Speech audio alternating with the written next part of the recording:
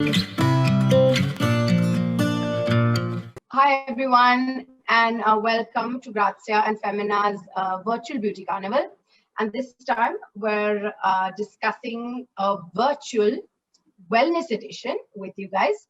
And our very special guest today is the lovely Bhumi Pednekar. Hi, Bhumi.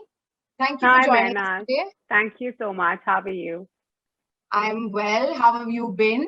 You've had a small sort of break, I believe, and you're back. Oh, yeah. I think generally, I think the last 2 months, pretty much everybody was on a break, but I'm very happy to start work again. And I'm very happy that the lockdown has kind of eased down. Not the lockdown, the restrictions in Maharashtra have kind of eased down.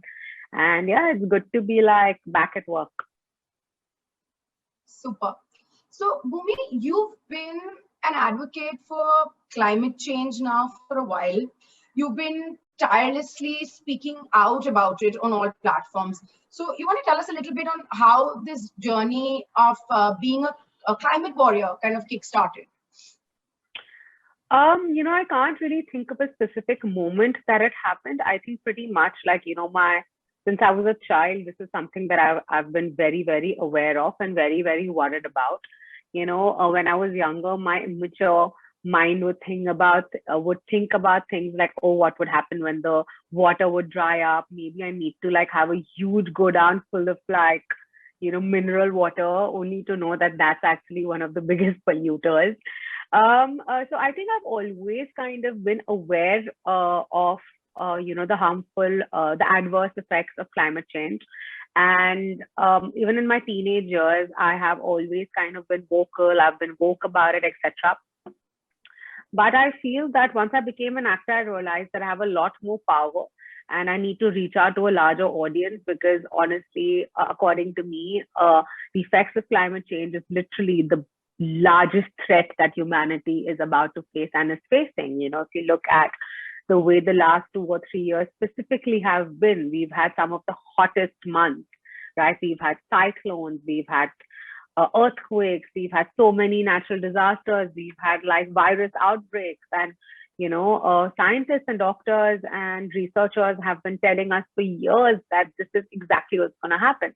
You can't mess around with nature. You can't mess around with the balance that our planet is supposed to have. And when you do that, things are really gonna be bad. And because it's something that I have always been reading up about. I realized that okay, I need to use my social media platform to create as much awareness and to kind of bring the topic of climate change at the center of most conversations.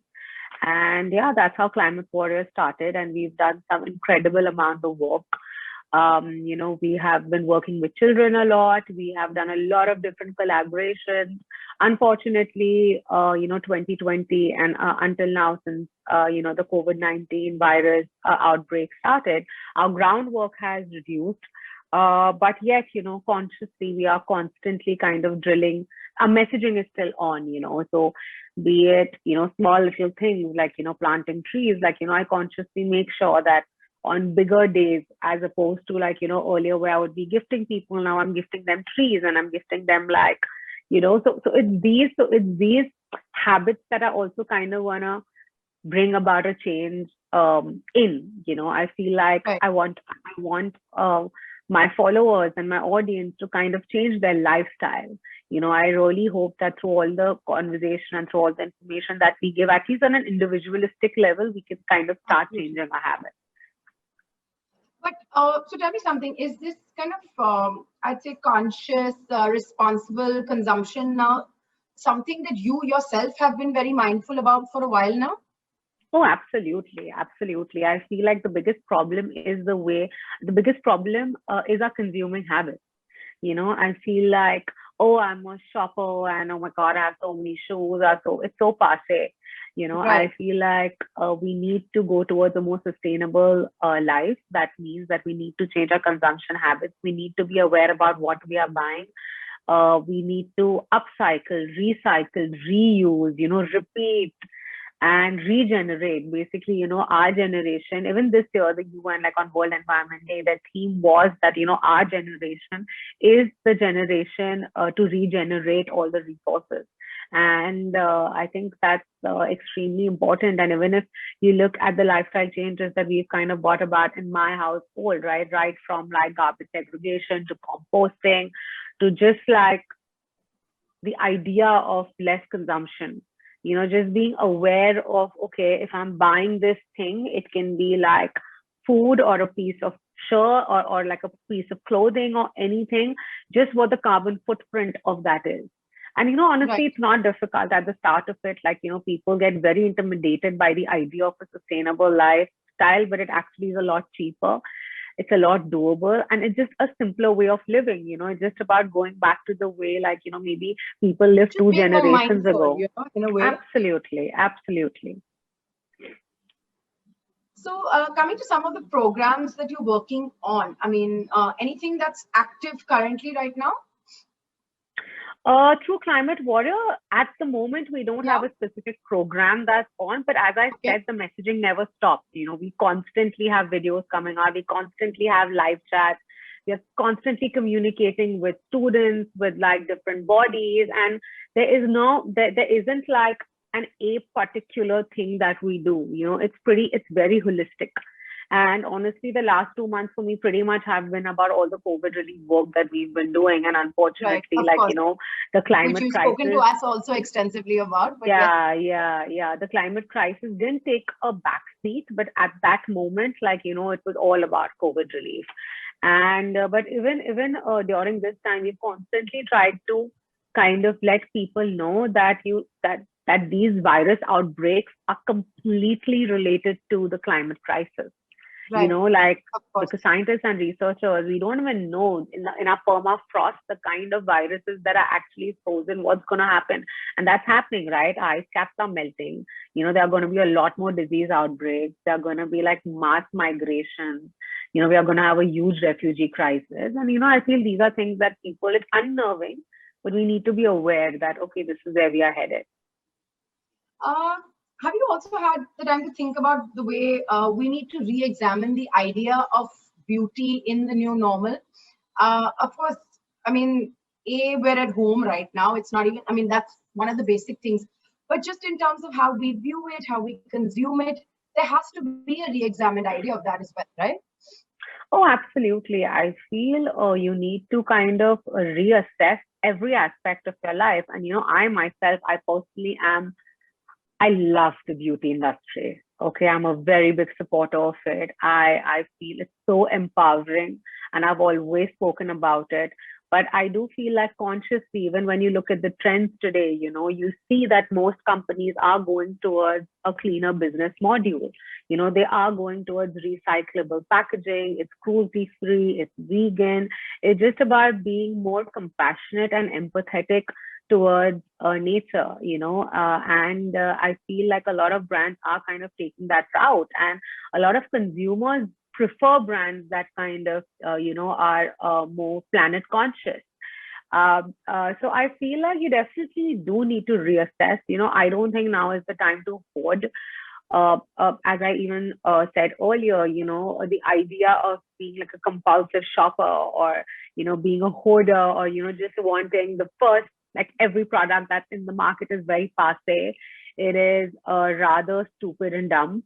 And, I also feel that it's very important to share, give. I know so many people who just have like skincare and beauty products that they've just kept for years and then they ultimately throw it. I feel like, spread it out, share it, give it on, like, give it to other girls who might not be able to afford like buying that lipstick, but you got so much of it, let them experience it too. So I feel like, it just can't be like a one directional approach. Or what it used to be earlier, the age of excess, honestly. Absolutely. The age of excess is just, I mean, I have no respect for people who just don't get the concept. So obviously this is the way you pick your brands. I mean, are there any certain elements or like best practices and things that you look out for before you make your pick about what you're going to pick up next to you? I think generally there is a lot of awareness about um, um, what each brand's doing, what the amount they are kind of putting into their practices. So I feel just being mindful of that is very important. I always tell people, read your label.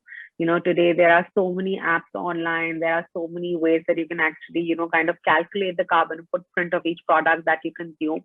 And it's Absolutely. kind of fun, and it gives you a lot of like knowledge as well. And that's when you realize that, oh my God, the t-shirt I bought is actually equivalent to like me going around the globe thrice, which is crazy. That's the amount of resources that's been consumed. So I just feel like, brands that are, as I said, more climate conscious and, planet conscious, I just feel like, buyer trends have changed majorly. They look for a story. They need to know what's going into the product and the back end before they purchase. Bhumi, what's your idea of clean beauty? I think it's pretty much what the name says, right? Like, good ingredients, ingredients that are good for my skin, ingredients that are good for the planet. I think that's exactly what clean beauty is about. And, it's just not about that one recycled mark on your product. Yes, it's a lot more than that. It's actually about, companies using good practices, putting good practices to use. I think that's very, very important. Do you think that beauty as a whole has taken a kind of a backseat for you, maybe in the last few months, to make way for maybe a more holistic wellness, self-care routine rather than beauty per se? No, not really, because I am a admirer, right? I love the power of makeup. I love playing around with it. Even in the lockdown, I was constantly making these videos, which was like something very new for me. But yes, definitely, I feel like, the last few months, because life had tremendously slowed down, it wasn't just about like the external appearance of it. It was about kind of healing yourself internally. And, as an actor, you don't really get this kind of time often. So it was about, eating right, cleaning up your skin, kind of addressing all your injuries, making sure that everything that I didn't have time for, I kind of did. But I don't think beauty took a backseat for me at all. There were days, because my sister and I, we both love it so much. There were days that we just had our glam on and we had a glass of wine and we were just like, chilling. And in fact, surprisingly, the beauty industry in the lockdown did not do as bad, as a lot of other, industries did, because I don't know, I think it was literally the only way you could have had fun. But I think it's a very known fact that even the trend now is about like, beauty with good skincare. So I mean, I wouldn't Skin say has like been skin it has. has. It has. I think it's become more minimalistic, and I don't think beauty would ever go out of fashion. I don't think it's ever. I think the trends would keep changing. The way you consume it, the way you use it would change. It's all about being minimal right now. Right. And but yeah, I think we'll constantly keep experimenting. So, do you think, say, I know that you've been involved in a lot of relief work in the past few months. Do you think all of that put together has kind of affected, say, your sleep patterns, your fitness schedule, and in general, just mental well-being balance? Do you think it has interfered with your routine? Oh yeah. I had no routine. Like, usually life was all about waking up, getting that cup of coffee, getting a good workout in. But, especially since my COVID relief work started, I did not have the space for any of this. And I really missed kind of, getting that 1 hour to myself, because for me, getting a good workout in isn't just about your physical well-being. It's more about my mental well-being. That's the way I look at fitness. And I really missed that. But honestly, those 2 months were so intense and insane. It was such an immersive, I was completely absorbed in what I was doing. So there were like no hours. We were working 20, 22 hours a day. There was nothing. Like, there was no schedule. There was no time to eat. There was no time to sleep, because like you don't even give these things important when you see the kind of tragedy that people are kind of like, the And the amount of kind of human tragedy. maybe help you're giving out to people by the minute and actually by the second, honestly. Yeah. So yes, so it did kind of, your routine, I guess, change. Oh yeah. depending I'm on. still kind of like catching hold of it. I've still not understood what my body clock is like, because I started shooting, and then now suddenly I'm waking up at like 4:30. I'm trying to sleep early because it's work. I have to look a Of certain course. way on screen, and my work can't suffer because work is worship. And also the cases and all have really, I think, are under control right now. But I'm still kind of also like post-COVID recovery, because everything happened together for me, right? I was still in COVID when I started my relief work, and I had got the disease really bad. I was very, very sick. And so I just feel like the last 2 months were really action packed for me. Starting March, there was so much that was happening that I don't think I've still had the time to kind of step back and assess and, kind of deal with everything. So shooting will be the new therapy. I hope. I mean, there's propel you from that that period gives on me to the more next. pleasure. Yeah, that's good. So Bhumi, what are your plans for this year with reference to, say, raising more awareness, educating people, and just generally being more mindful as we step into a new world, hopefully we're not yet post-COVID, but at least as we progress through the year? Honestly, until the end of last year, we had these plans. We're like, oh, okay, things are going to be better. I, for now, have put everything on a standstill because, we are not in a position to plan anything. The only thing that I have control over is literally like all the communication that we do through our social media.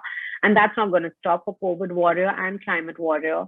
We have strong volunteers and strong setups like for both these initiatives. And, it's like, and even Josh Warriors, which is like the blood drive that we do. And that's how I'd actually started my COVID relief work.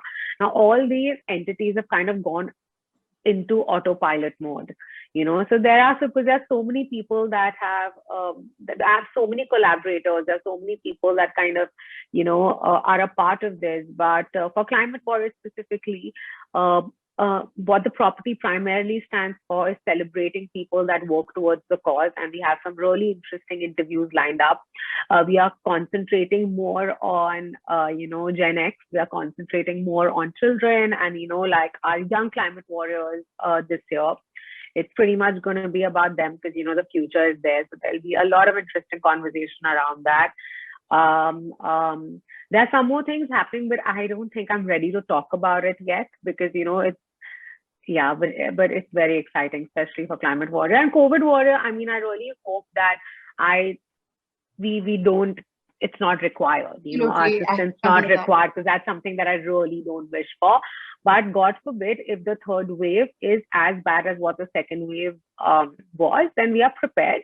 We have our teams in place. We've already kind of started. Which comes me to the fact that you had an entire team set up and working with you, right? During the past couple of months. Yes. All volunteers, faceless strangers who have like, I don't even know how most of them look, but like we are this beautiful community and our work's still on because, even though the madness of all the resources that weren't available and everything that's happened has reduced tremendously. But there are a lot of post-COVID cases, especially for mucormycosis, a lot of funding cases. And, not just generally with COVID warriors, a lot of people kind of reach out to us for any medical assistance. And because, we've just kind of created this network, we help people out, but it's not like as bad as it was. And and it's ongoing. It's ongoing. I don't think it's ever going to stop. I don't think it's not even COVID specific anymore. It's just medical assistance to people who don't have resources, to people who are confused, to people who kind of don't know what to do. And we try to the best of our ability to assist them. And there's no system. It is because this is not something that I thought of, right? I just kind of jumped into it and, I don't know, maybe like some higher power has kind of guided me through this and kind of, everything's come together and there's no system, but it's like just on, it's on auto mode. It's happening. we are reaching out to people, we are helping people, we have more volunteers come in. I constantly get calls from like people that want to donate, and they're like, no, you tell us where. And there's constant work happening. No, it's been fantastic. We've all been following you, at least on Twitter and everywhere, and we know all the efforts that you and your team have put in. But Bhumi, thank you so much for joining us today and sharing all this wonderful insight. Thank you. And back to shooting and all your great work for next year. Thank you so much. Thanks, Bhumi. Bye-bye.